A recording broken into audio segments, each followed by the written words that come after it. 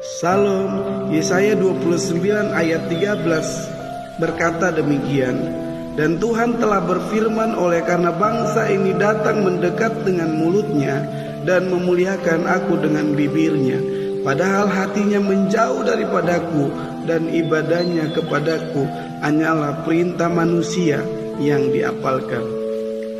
Haleluya.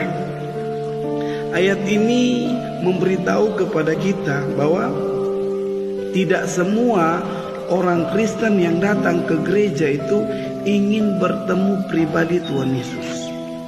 Tetapi banyak orang Kristen yang datang ke gereja itu hanya formalitas, kebiasaan setiap minggunya.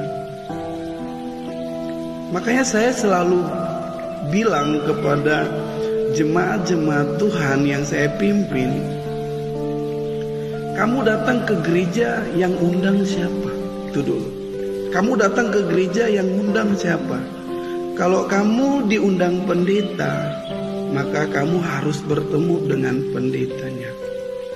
Kalau kamu diundang karena jemaat yang undang, maka kamu datang ke gereja, kamu bertemu dengan jemaat. Tetapi kalau kamu datang ke gereja karena Tuhan yang mengundang, maka kita harus bertemu dengan Tuhan. Haleluya. Kalau kita ingin bertemu dengan Tuhan, hati dan pikiran kita harus benar-benar tertuju kepada Tuhan.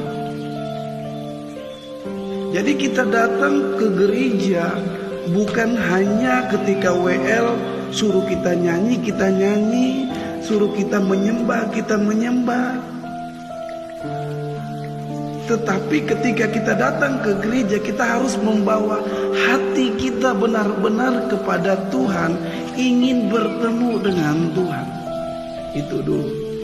Saya teringat kepada Ana, ibu dari Samuel.